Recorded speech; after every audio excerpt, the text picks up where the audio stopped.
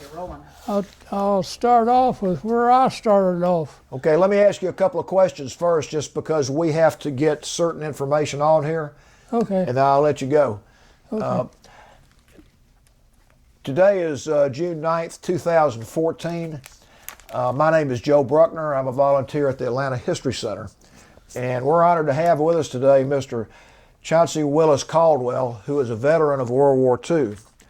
Mr. Caldwell has kindly agreed to tell us his story, the story of his life, and also the story of his activities while in the service, and particularly in World War II.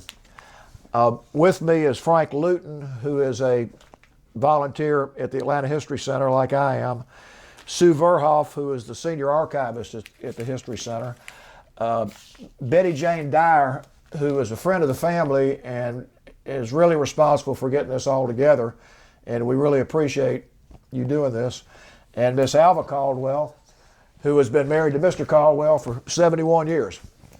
And The 3rd of March. in March. She needs a blue ribbon for that. She's the hero, huh? Would you give us your full name and your date of birth, please? Chancey Willis Caldwell, 10/28/18. Okay. And where and when were you born? I was born in Crown City, Ohio, Okay. but I grew up in West Virginia. Okay. And what is your current address? Pardon? What is your current address? 2995 Pine Hill Drive, Kennesaw, Georgia, Okay. 30144. Tell us a little bit about your upbringing, where you were raised, a little bit about your family. Well, I want to tell you, when I was born in Crown City, Dad and Mother decided they would move to Huntington, West Virginia when I was just a month old. And they didn't even ask me if I wanted to go. That wasn't very nice. But Dad was he was a barber. He wanted to pursue his trade. So they moved to West Virginia, and that's where I grew up. Okay.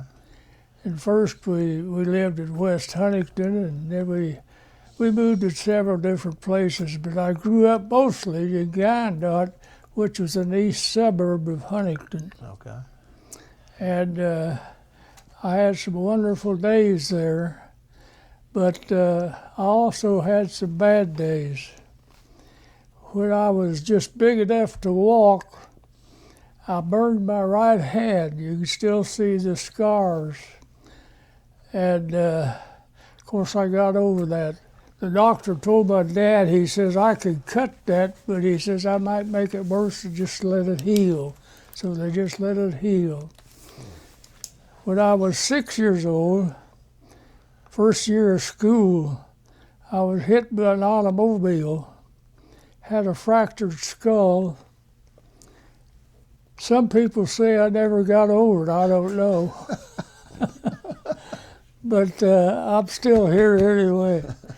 And then when I was a teenager, I wrecked my dad's car. I didn't get hurt much, but I tore the car up. I think it was an old Oakland, and I think the frame of the car was wood. I don't know. But anyway, that was one experience as a teenager. Excuse me. I had another that I call it I didn't get drowned because I couldn't be found. Two of my friends come by one day looking for me. They couldn't find me. And they came and asked my mother where I was. And she says, oh, he's out playing somewhere with some of the neighbors. Well, they couldn't find me, so they made this trip by themselves. They were going to take a rowboat trip up the Ohio River. We was almost right on the river in Huntington. And there was a dam not too far up the river. They were going to take a boat ride up the river to that dam. Well, they didn't find me, so they went by themselves. Well, I don't think anybody ever told them about undertow at a dam. Wow.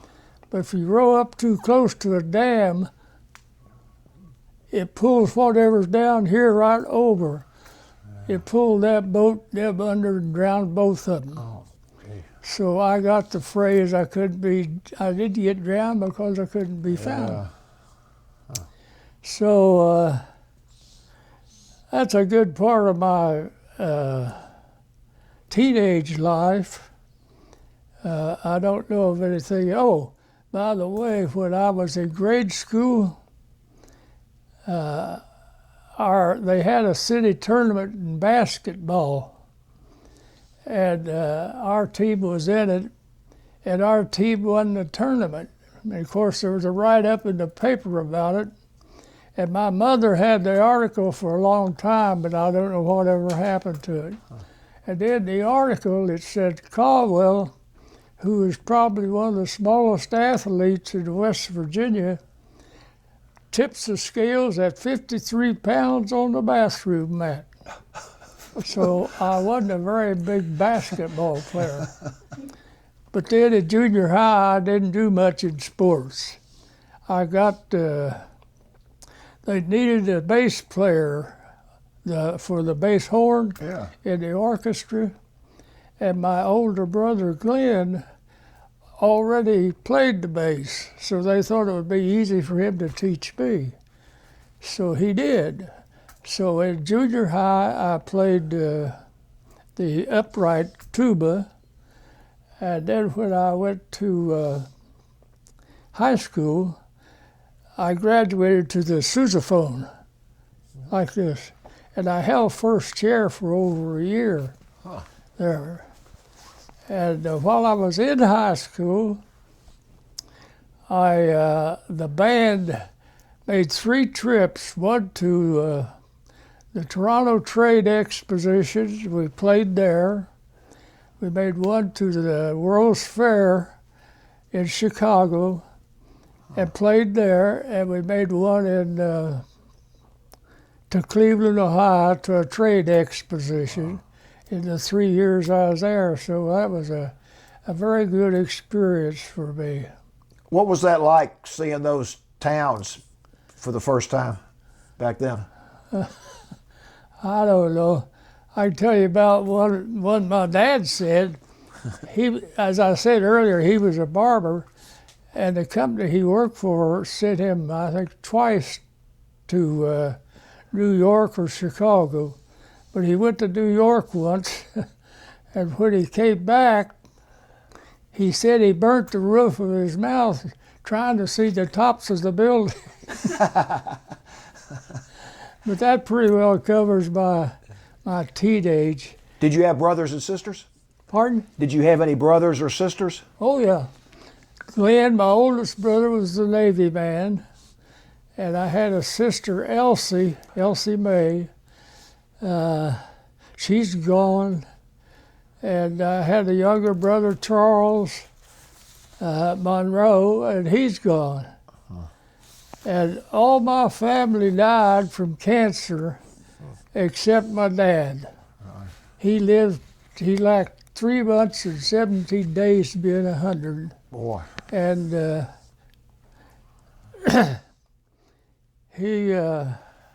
he's been gone a long time, but every one of them but him died of cancer.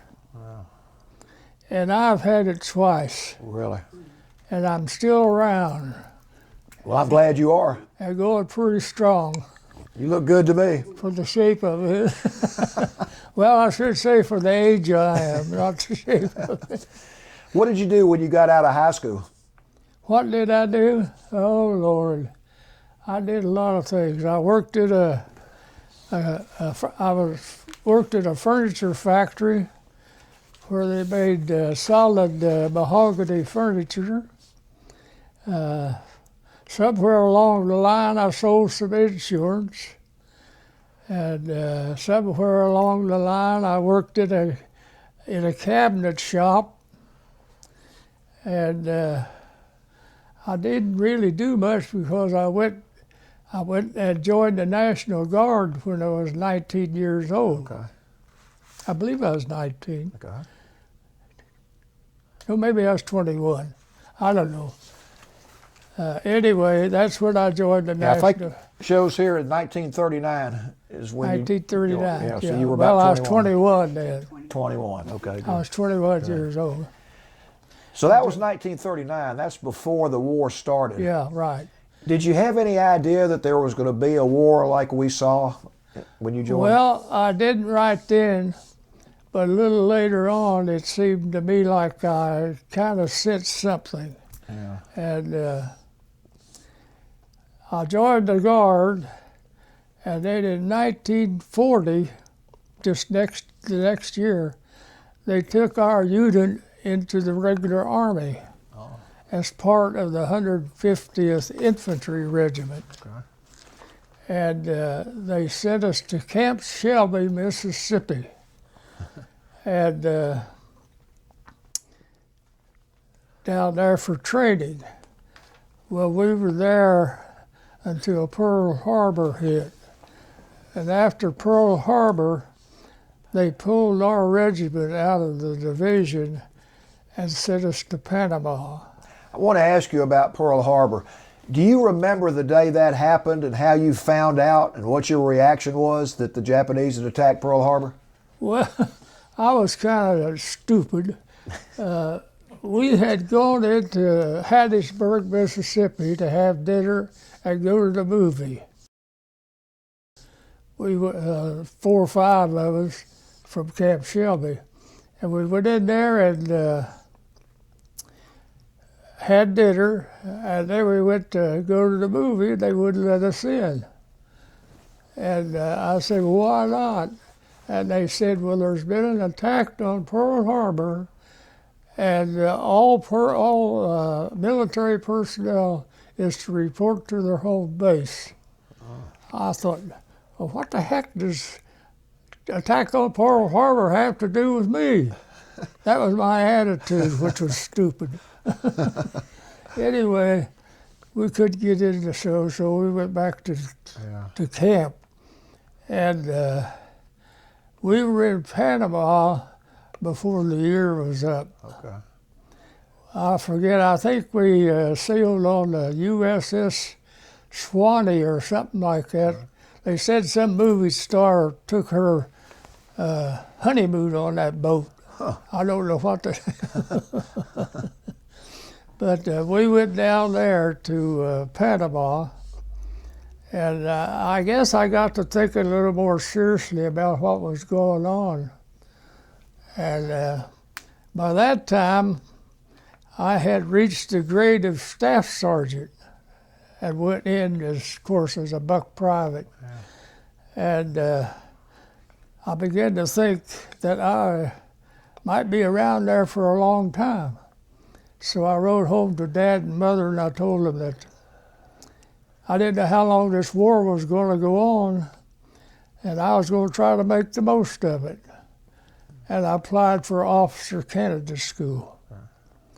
And, excuse me, I didn't make it the first time, but the second time I did.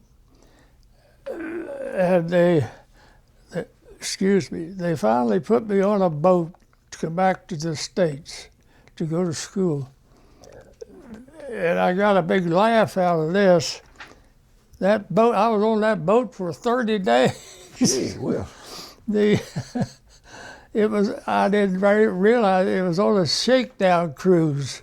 And it was just going here, there, and everywhere. As a matter of fact, a good friend of mine back in Huntington was in the Navy. I had more time aboard ship than he did. But anyway, I came back to the States then in the fall of 1942. And I entered OCS, Armored Force OCS at Fort Knox, Kentucky on the 1st of December, 1942. Okay. I graduated in last of February, 1943. Okay. My dear wife and my dad and mother came to my graduation down there, and then they dragged me back to Huntington and made me marry her. So I got married on March the 3rd. And my order said I was to report to Harmony Church. Fort Benning. Fort Benning? Fort Benning. Okay, Georgia, yeah. Harmony Church area Okay. on the 9th of March. Okay. So she and I together went to Fort Benning. And of course I had a place to stay, but she didn't. Well, how did you work that out? That was her problem.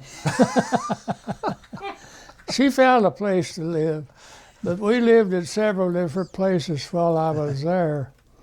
And we finally ended up in a nice little home. I don't know whether you ever heard of, well, I can't think of his name now. He was a baseball player with Cincinnati. His home was in Columbus, Georgia. And the lieutenant that was ahead of me was living there. And he kept wanting to get out and go into some action somewhere, particularly in northern Africa. Well, he finally got his wish. And he came to me and asked me if I'd like to take over his house, the house he had, which I said, sure. So my wife and I lived in his home for quite a long while. And then when we left Fort Benning, she had to go home. Yeah.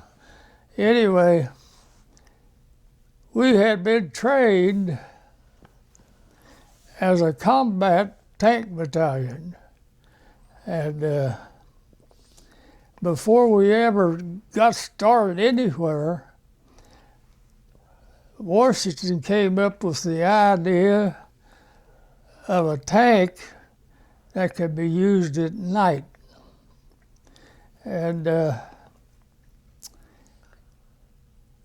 we were one of the battalions that was chosen to be in it. And it was to be a secret project, secret only to the atom bomb, supposedly. Anyway, I don't know whether you ever heard of a CDL tank or not. Well, it was an obsolete tank, the old General Grant. And it was convertible to what they wanted to do. The British had what they called a CDL light, which is a coastal defense light. And that CDL light would fit in the turret of this old tank. There was no gun, no big gun up there in it. It was called the General Grant. And they put a 20 million candle power carbon burning light in those tanks. And that's what we trained in. From Fort Benning, we went to Fort Knox for a while, and then they shipped us to Bulge, Arizona. And that was just a whistle stop for the trade.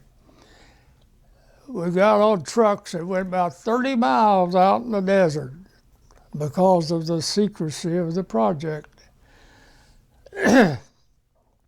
Well, we were out there for quite a number of weeks.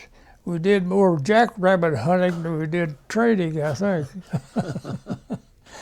But anyway, we finally finished our training out there and came back to the East Coast, getting ready to ship across into the to Europe? Europe, yeah.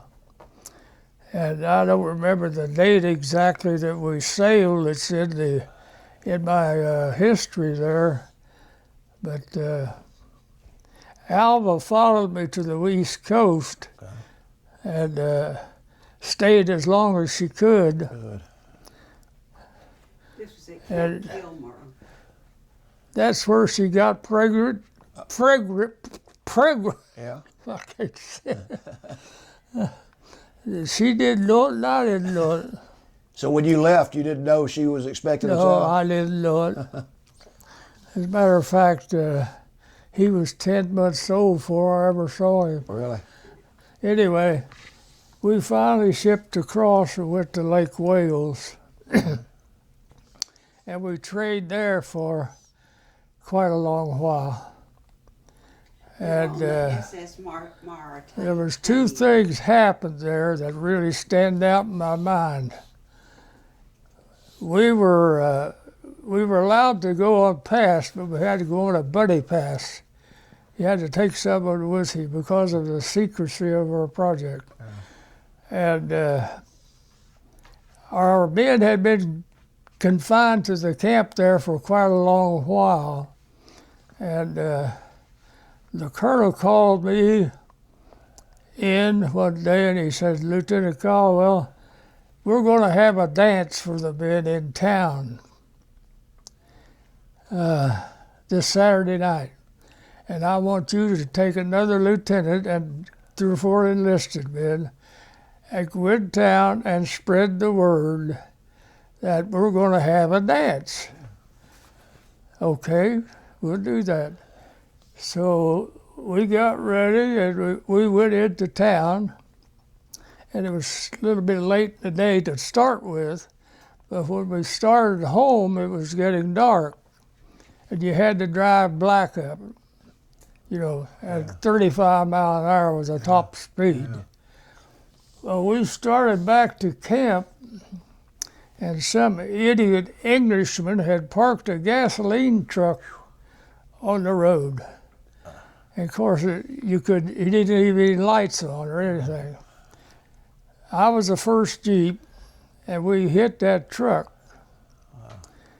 And I guess I was temporarily knocked out, unconscious, because the next thing I knew, I was hollering at the other Jeep to be careful. There's a truck on the road.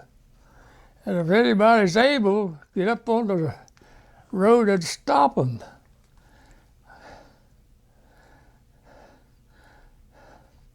They didn't get stopped. They hit the gasoline truck too, but they didn't hit it. They heard us hollering, and so they had slowed down, but they still hit the truck.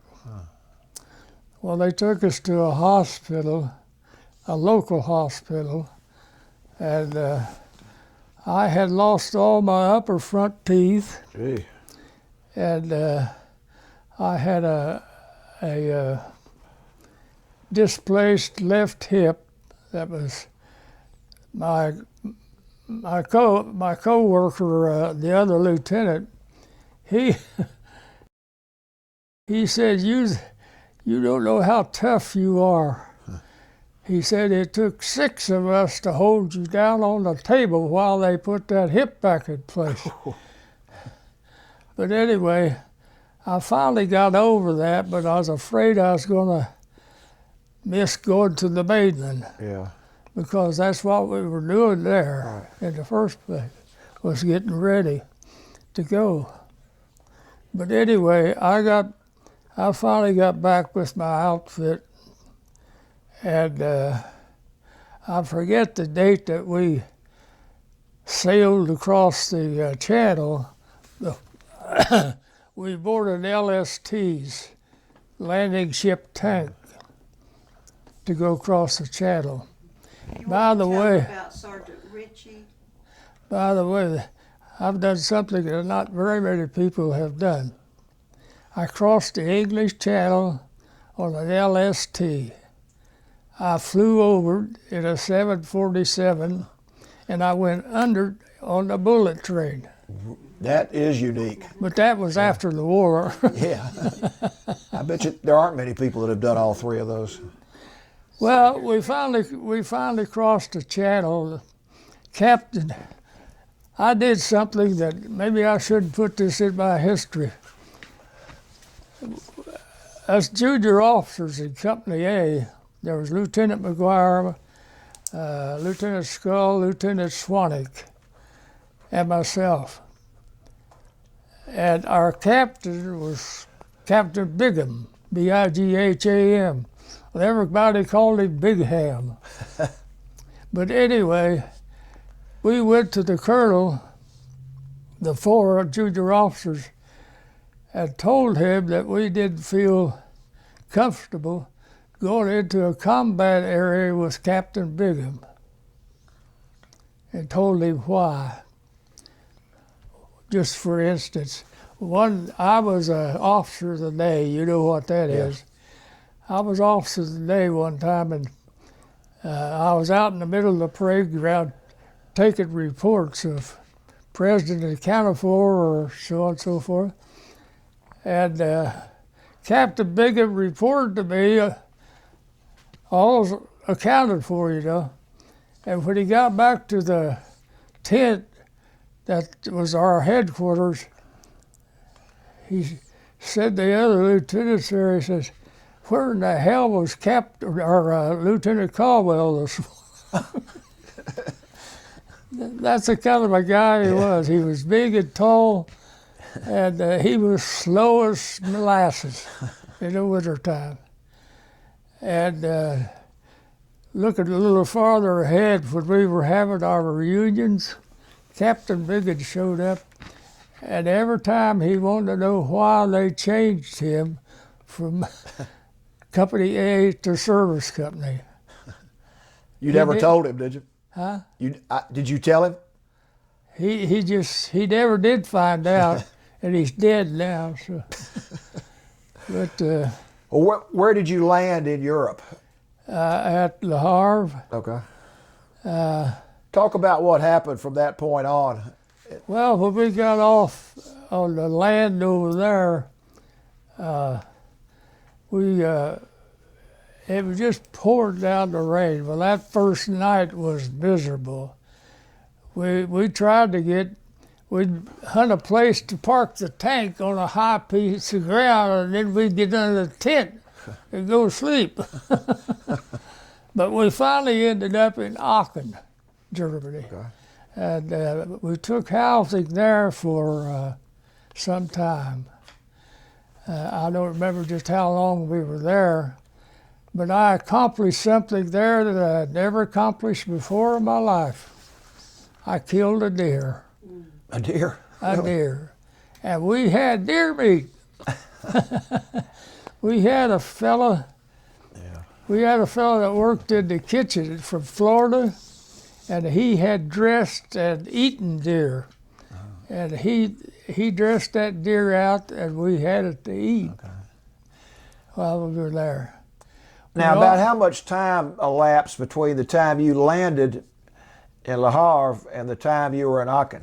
Was that I don't know. I mean, but we went right straight to Aachen. You went right there, okay. Yeah. And when everything was cleared out there then. Okay. We went right straight to Aachen. And do you remember around when this was? Was this 1943, I guess, by then? 44. Well, that was probably 1943. Had to be, because I graduated in 43. Well, in November of 1944 Yeah. is when you shipped out to Le Havre. Okay, so you shipped out in November of 44, so this must have been 44, 45, Yeah, okay. and then soon after that, he was involved in the Battle of the Bulge. I don't think you know Yeah. They, after the war was over, I got to thinking about some things. And there was 3 things that stood out. One of them, they requested a mine exploding tank at the Battle of the Bulge. Who did they call? Lieutenant Caldwell's platoon. Wow. We went down there, but they never found any mines. Okay. So they didn't really use us for what we went for. So now, what were you doing? Were you in a special kind of tank? Huh? Were you in a special kind of tank when you were trying to find those mines? Yeah, we had mine exploding tanks that had 8-foot metal discs in front of each track. I think there was 4 or 5 of them. In other words, it almost doubled the weight of the tank. And that's what they sent us down there with.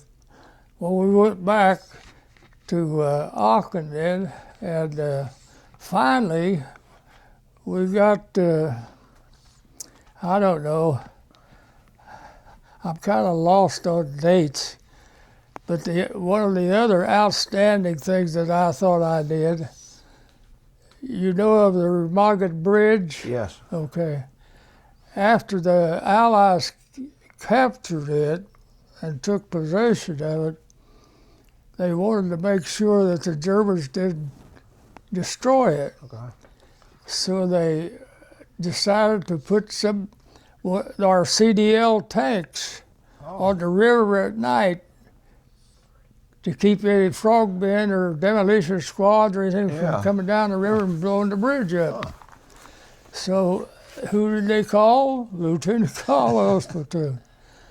So we went down there, and I took a Jeep, had 3 CDL tanks and a bulldozer tank across the bridge and set up on the German side. As a matter of fact, we were the only Allied troops using the CDL tanks on the German side of the Rhine River. Really? It was the So- Ludendorf Bridge. We were there for about, I think it's 10 nights. Was that the Ludendorf Bridge? Ludendorf Bridge. Huh? Pardon? You were on the Ludendorf Bridge. At Remagen, the Ludendorf Bridge. The Ludendorf Bridge at Remagen. Okay. Yeah, that's it, yeah. Did you have any action occur while you were there? Pardon? Did you have any combat with the Germans while you were at the bridge? No. Okay. No trouble at all. Good. And when the thing finally collapsed, we went down the river a little ways, and the engineers were building pontoon bridges across there. And we went down and worked with them at night from the German side, and they got those bridges built much faster. Okay. And I really feel that my watching the bridge at night helped in the war, because they could just kept sending troops across there. And anyway. Let's go back to the Battle of the Bulge. I want to hear what your memories are of the Battle of the Bulge, because that's one of the more... I didn't have much to do with the Battle of the Bulge. It's just the fact that they sent me rather than somebody else. I was proud of that. Okay. Were you involved in the fighting during the battle? No. I was just there for one thing, and that was to explode mines, which they couldn't find. Okay. I missed something back there before we went across into Europe. But they changed our designation just a little bit. We were called the 738th Medium Tank Battalion, and they added a SP in parentheses. And it didn't stand for self-propelled. It stood for special. We were considered special. So the rest of the war, we did things special, like cleared a road with the bulldozer. Or we had, I'll name them, we had fighter tanks, we had mine exploding tanks, we had CDL tanks, we had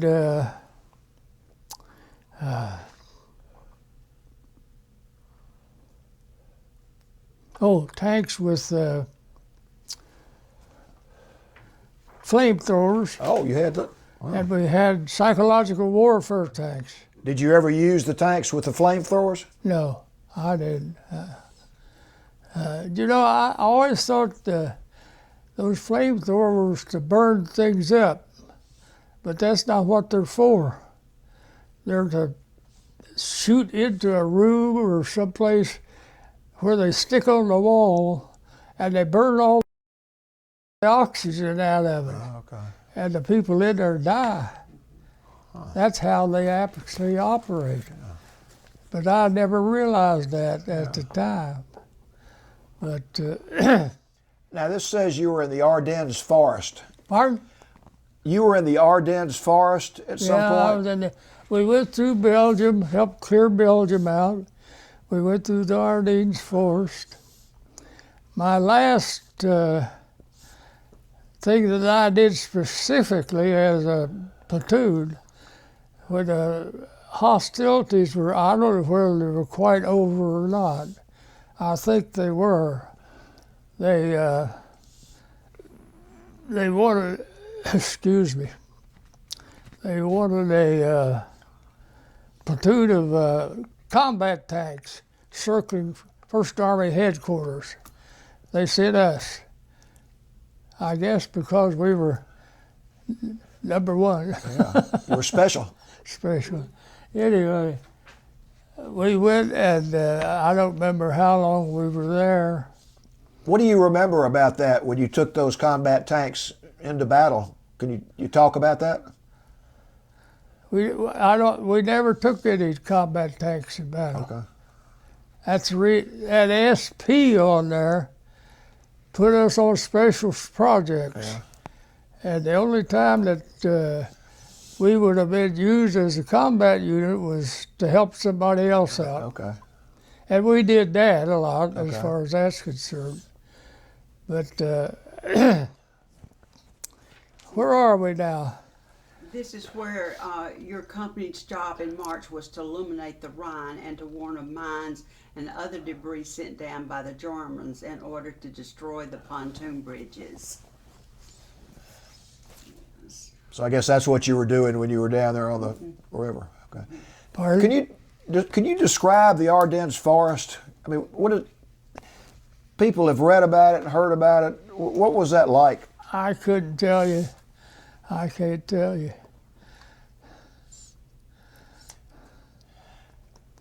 Okay. After you left there, where did you go? After I left the First Army and went back to my outfit. But you were still in. Pardon? Were you still in Germany? Oh, yeah. Okay. We were still in Germany. As a matter of fact, I found me a motorcycle. And I rode that motorcycle all the way back to my company headquarters. And when I hadn't been back very long. Now, was the war still going on then? Yeah. Okay. Well, no, there wasn't any war going on. Okay. And this was just about over with. And This was, what he's talking about is after. Yeah, I want to get to that. Yeah. I got this motorcycle. I rode it all the way back to our company headquarters, and I hadn't been back there very long till a runner come down from the colonel and said, "Tell Willis to get rid of that damn motorcycle," or tell Captain or tell Lieutenant Caldwell to get rid of that motorcycle. So I pushed it off into a ditch. It wasn't 15 minutes till some German come by and we went on. He had a new motorcycle, huh? Yeah.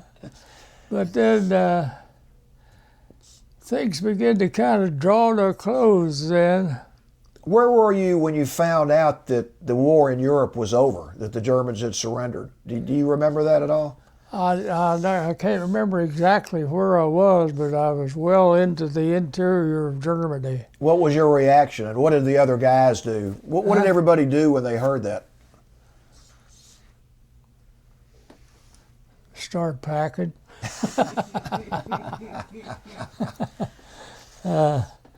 No, they started evaluating different ones. You know, they had the point area, or point thing then. I was a high point officer in our outfit, and they separated me from the 738th and sent me to a holding place over on the French coast at Le Havre. Okay. To dispose of me some way. I didn't know what. But anyway, I went there and they put me in charge of the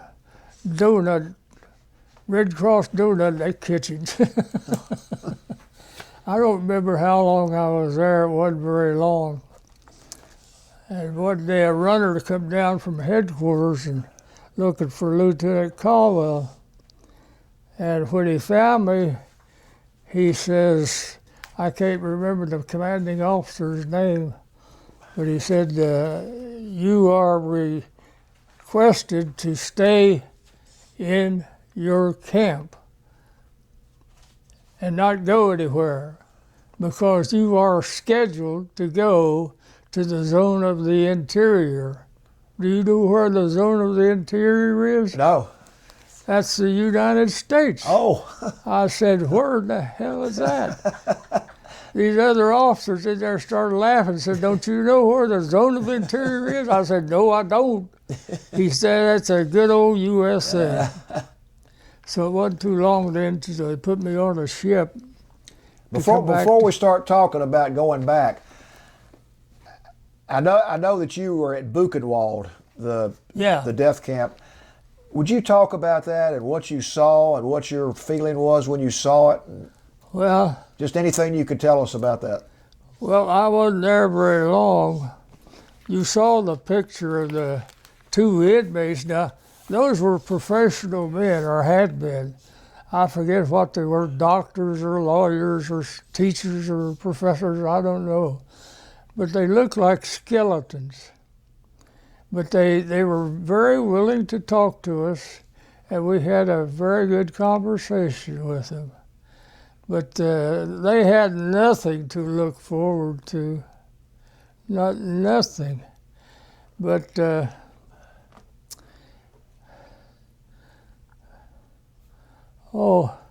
I forgot one very important thing. Sergeant Ritchie? Can I go back to where we were training in Lake Wales? Yes. Okay. That's when we were training with the CDL tanks, the night fighting. Well, they set up a mission to actual combat at night with tanks buttoned up and working with the lights out of the turret. Excuse me.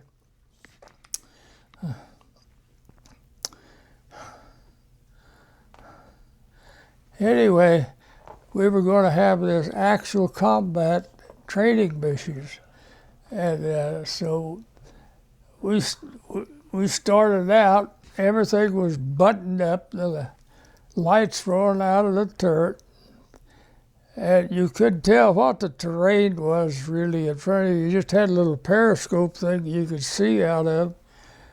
And the left track of our tank hit a hole or a ditch or something. I don't know what it was. But anyway, those old tanks were top heavy to the left. Our left track got into this hole or ditch or something and rolled. And when it rolled, of course it turned over. Oh. And being obsolete, the gas caps on those old tanks were weighted. They were not the screw type. And of course, when the tank turned over, those weighted gas caps came out.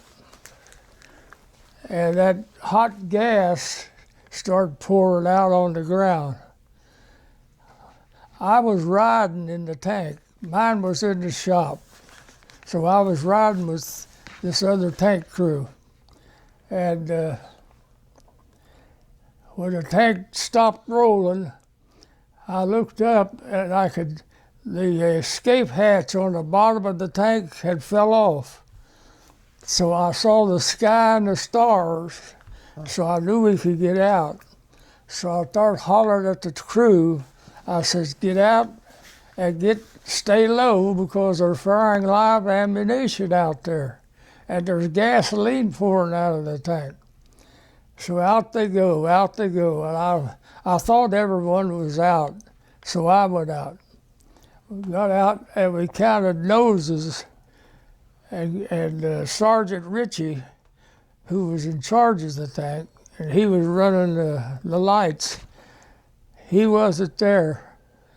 So I put on the gas mask and went back in the tank to see if I could help him.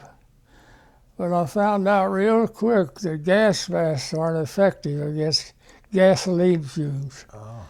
And I called to him. I didn't get an answer. And I thought, well, I don't think I can help him. I said, I don't think there's any point in both of us dying. Yeah. So I went back out of the tank, or I'd have been dead too. Yeah. Anyway, I went back out. Of course, Sergeant Ritchie died. I was telling this the other night, and I cried. I ain't gonna cry this time. Well, you did all you could. Well, I couldn't do anything. He was a pretty good-sized man to start with. Yeah. And those turrets aren't too big, you know. I think he had on probably a cartridge belt or something. And maybe got it caught on some equipment and couldn't get it loose. Gosh. But anyway, we lost him. And that was one of the saddest experiences of my Army life. Yeah, I'm sure it was. But you did all you could do. When they finally got me back to the States, they offered me a discharge under the point system, or I could go on home and lose my chance to be discharged. And having a son at home that I'd never seen, I think that was the deciding factor. Yeah. I decided to go on home. So I went home, and I got home in the middle of the night. I knew where she slept, what bedroom she slept in upstairs, and I didn't want to bang on the door or ring the doorbell, so I stood down there. I got out of the cab, and I found me some little pebbles, and I started tossing them up at her window till I woke her up, and I got her down to the front door, and then we were reunited. Wow, that's quite a story. And I never will forget this moment. We started up the stairs, Alva and I did, and her mother had gotten up and got the baby and come to the top of the stairs. Oh. And she was up there with him waiting on me. Wow. And I held out my arms and he came right to me. Boy. Just like he knew me. But, What a great memory to have. What a great memory to have. that's about it, really. I'd like to go back and ask you one more thing about your time. Pardon? I'd like to ask you one more thing about when you were in Europe. You said you had a conversation with the two prisoners in Buchenwald. Do you remember anything about that conversation that you could tell us? No, I know. Not really. I'm sure they told me a lot of things that I probably should have remembered, but I can't. That was a long time ago. Yes. This is what he said to me, which I thought, and I wanted to say that. Wow.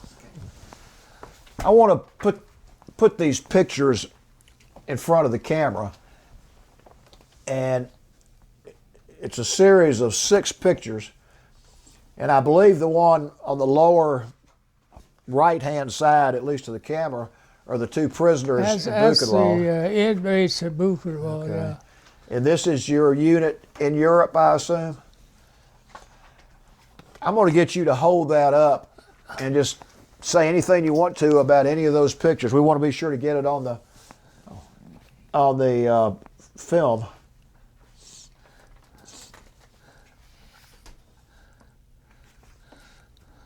Oh, okay. Oh, I killed another deer while I was over there, but we were in a convoy going somewhere, and we had stopped just to take a break. Yeah. And I walked up over the hill here, and there was a deer standing there, and I shot. And he took off, and we went down, saw where he was, and then we went on down this little place where there's a bunch of trees, and we saw where he had laid down. There was blood on the snow.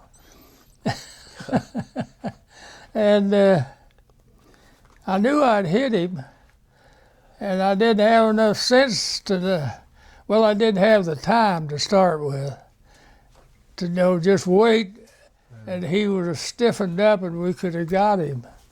But we didn't do that. Yeah. And I know I shot 2, but I only ate 1. You were quite a hunter. If you will hold that up, I've got a sheet here that talks about what each of these photos are, so I think I'll just read that into the top one is from Fort Benning in March of 1943, and it's the 738th Tank Battalion, Company A, and you're in that picture. The picture to the left bottom of it in the middle is in southern Wales on the tank, and the picture beside that to the right is Reims, and it's your unit with a truck behind it. Yeah. And you're protecting the 1st Army headquarters in Belgium.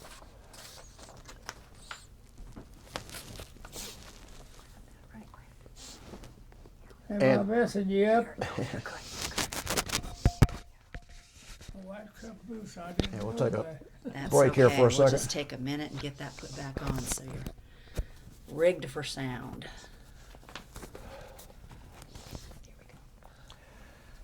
And if you'll show us that picture again, I'm going to describe what the bottom 3 pictures are. The one on the left, the camera, is in Belgium. You and another soldier making sure it was safe in the Ardennes after the Battle of the Bulge. The bottom middle picture is on the Rhine River.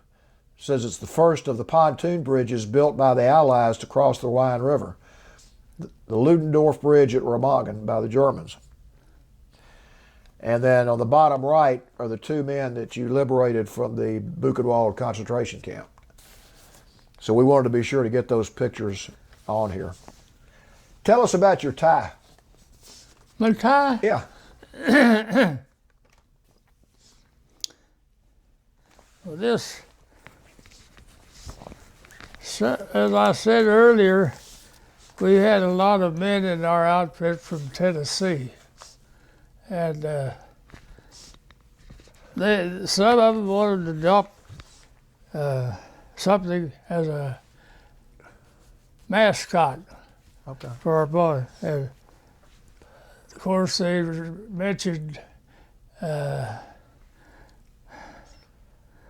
Roy Acuff is a great speckled bird. And this was some of the idea of what the great speckled bird looked like. I don't know that it does, but when we had our reunions, we had a big speckled bird on the big banner we had across. And we always had those reunions in Lebanon, Tennessee. Okay. That's where we had a reunion. We haven't had any for several years now. Yeah. The guys are all gone. But anyway, excuse me. I don't know. There's probably another tie like this one. I've never seen one. My daughter's our oldest daughter's oldest son, he's in this business of making things like this on shirts, sweaters, coats. That's his business. Okay. Well, I bought this white tie and gave it to my our oldest daughter, and asked her to have Caleb, that was his name, I gave him a picture of the great speckled bird and have him put it on this tie. And that's what he did. Did you feel of it? I did. it's you don't even know it's there. You really don't. He did a good job. And I'm going to give it back to my older daughter Good. when I'm gone and let her give it back to the guy that made it, if he wants it. I want to ask you a couple of more things. One is, when you got back and we dropped the bombs in Japan and Japan surrendered, what was your feeling then when you knew the war was completely over? What was my feeling? Well, of course I was relieved. But let me tell you something. It never crossed my mind, and this is the honest truth, it never crossed my mind during that war of dying. Okay. Never crossed my mind. Okay. I guess somebody was looking after me. Yep. But one other thing, on on Christmas 1944, I found me a little evergreen tree and put it up on my tank. Really? And I decorated with tinsel out of cigarette packages. So I had me a Christmas tree on my tank. You made do with what you had, huh? I'll make do with what I had. But Tell us anything you'd like to tell us about your life after the military, where you lived, what you did, how many children you had, or just anything you'd like to get on the record. I came back and I didn't do much of anything for a while, except go squirrel hunting. And I fiddled around at this and that and the other. I went back to the furniture factory to start with, and there was a fellow there that was my boss, and he was going to go to work for an outfit in West Huntington that made kitchen cabinets. And he wanted me to go down there as his superintendent of the assembly cabinet, where they assembled the cabinets. I was an inspector up at the other place. I worked there for quite a little while, and then the union came in and messed everything up, so they just quit. Didn't have it anymore. Well, I worked at this and that and the other, worked with a paper hanger. I had a very good friend who was a paper hanger, and he was fast as lightning. He really knew his job. Earl Eskew. And I worked with him a while. Let's see. Then in 1948, I went to work for the Lau Brothers Paint Company out of Dayton, Ohio. My brother-in-law worked for him, but he kept telling me to come to work for him. So I finally went to work for him. But I went to work for him in Columbus, Ohio. And for a while, I'd come home every weekend back to Huntington.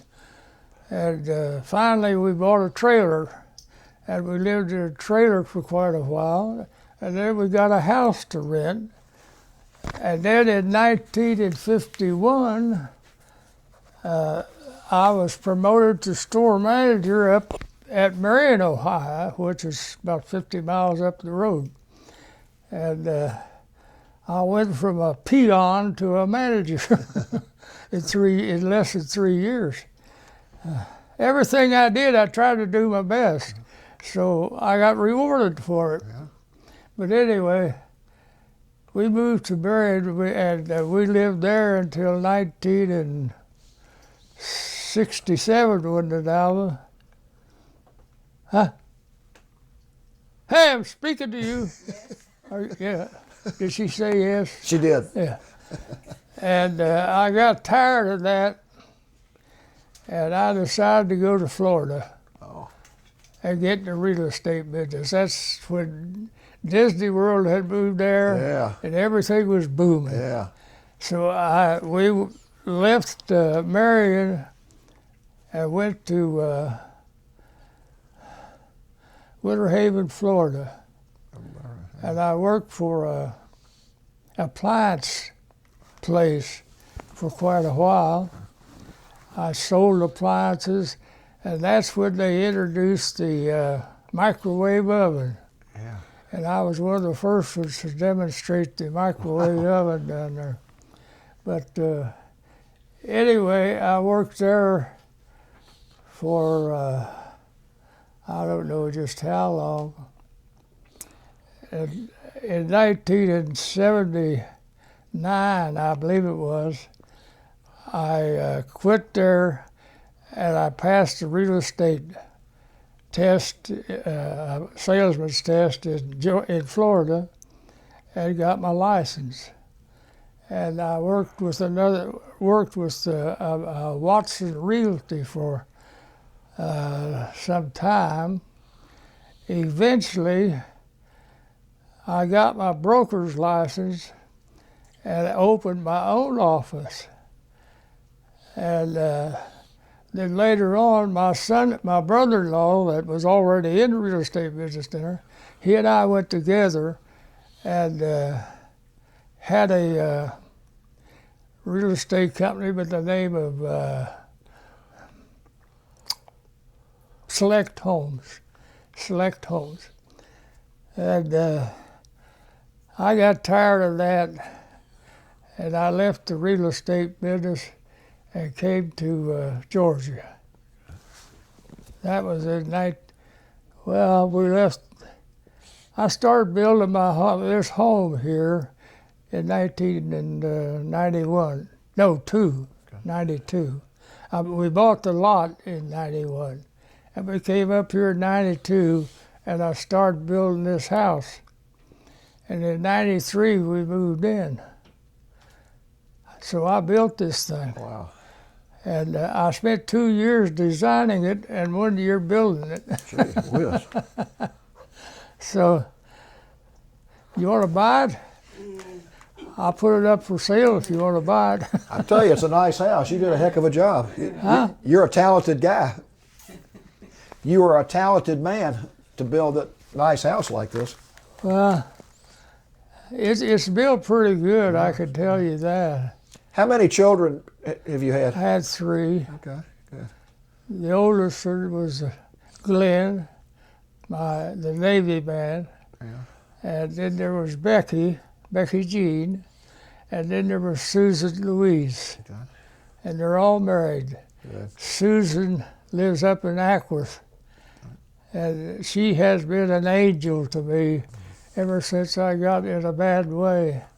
If it hadn't been for her, I think I'd have been dead. Really? And this gal here, she's almost like a relative. Yeah. I thought I was your surrogate daughter, not just a relative.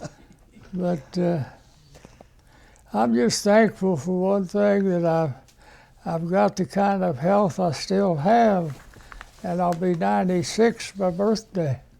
Oh, you're sharp as a tack. I mean, Pardon? You are sharp as a tack. I mean, you tell a great story. You remember things, and we're just honored. Was the story all right? The story's great.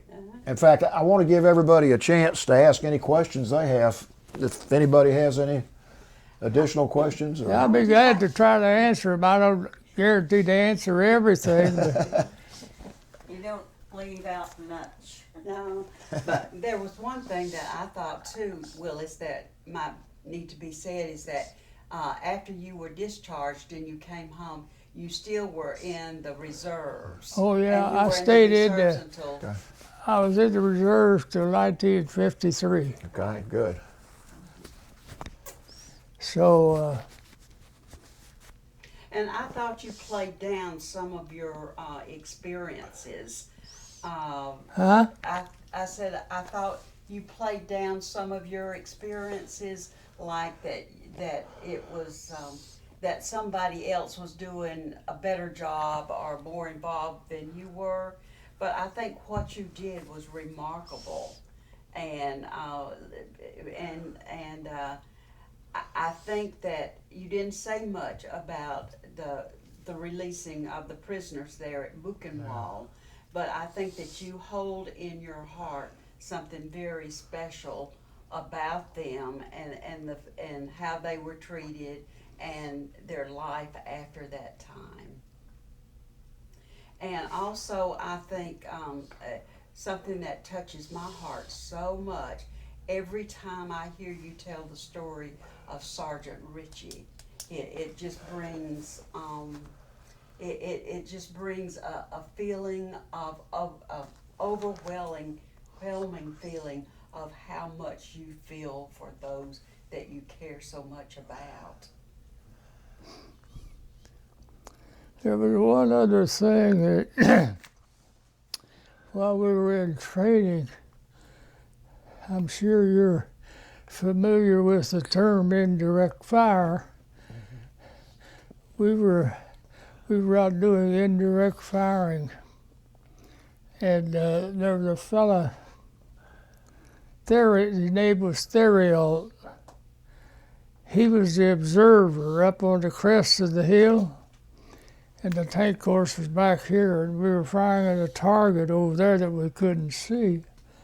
And he was supposed to call back the changes to get closer to the target. And we must have had a defective shell. I don't know how else to explain it. But one of the high explosive shells that we were firing, it exploded almost as soon as it left the muzzle of the gun, 75. And when it exploded, of course, it just threw shrapnel everywhere. And a piece of it hit him right in the back of the head. And his head swelled up to twice its size. Of course, he never knew what hit him.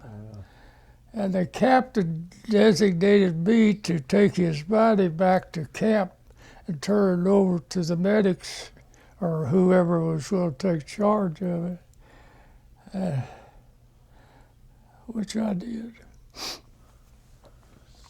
And we got back to camp, and some superior officer, he was a chaplain, and I don't know who he was or anything about him, but he jumped all over me and just give me the dickens for removing the body before they had the said rights over him. And it's the one of two times that I talked back to a senior officer. And I told him, I said, sir, if you got any crows to pick, you go pick them with my captain. I'm following the orders of my captain. As far as you're concerned, I don't give a damn. Good. I might as well tell you about the other one too. Let's see, what was it? I wandered around here. We're in no rush, so just take your time. Huh? We're in no hurry. Okay. It was when I was in OCS.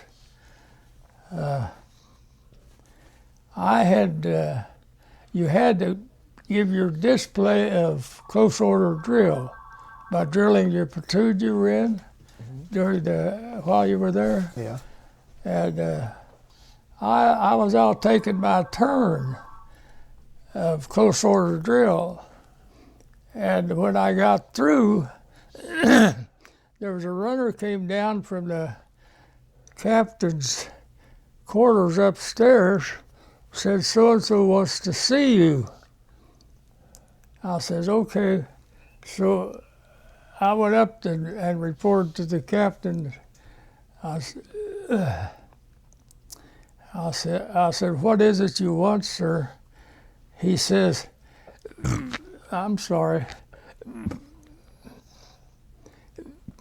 He says, that was the worst display of close order drill I ever saw in my life. I said, "Sir, how did you see it from up here?" And besides that, I thought I'd done a damn good job of it. And then he kind of smiled. He just wanted to see if I would get upset with him for criticizing me, which he didn't do. But I talked back to him. Well, I tell you what, you've had some amazing experiences, and you do such a good job talking about it. And I know your children and grandchildren are going to be so happy that they've got this memory of you. And Well, I gave them all a copy of this history. good.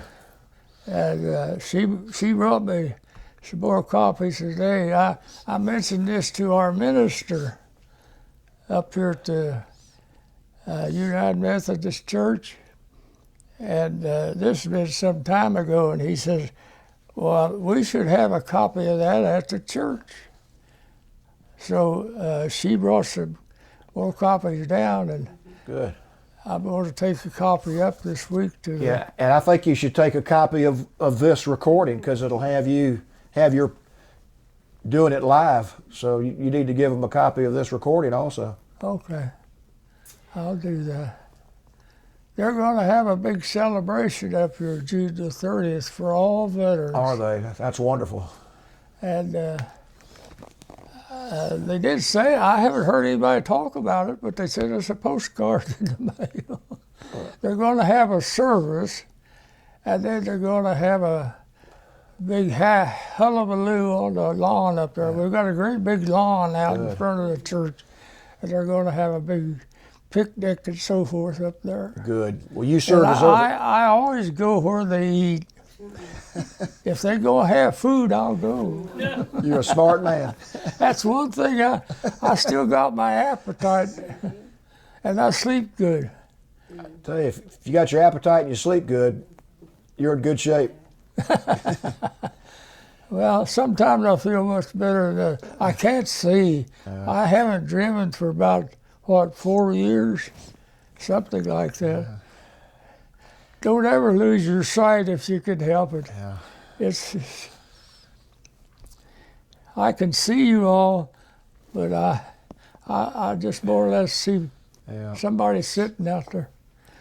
Well, you're a great example for us to see the kind of shape you're in. And my dear wife over there, she hasn't had but one sight in one eye her whole life. Really?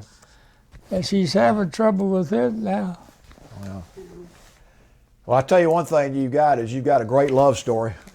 I can tell y'all. She even lets me still sleep with her. That's the most important. I think that's pretty cool That's the most important myself. thing. Well, I tell you, I'm also impressed your reaction when you remembered seeing your son for the first time when you got home. I mean, Oh gosh, I can't describe that. yeah, that was wonderful. Well, I want to thank you. First, I want to thank you for sitting down here and telling us your story.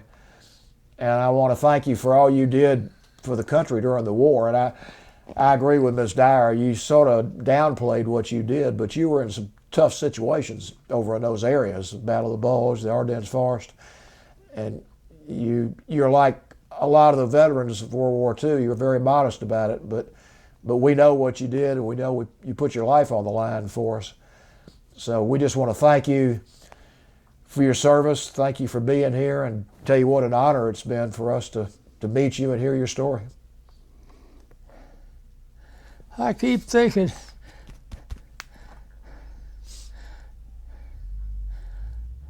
have I done all these things? And I guess I have.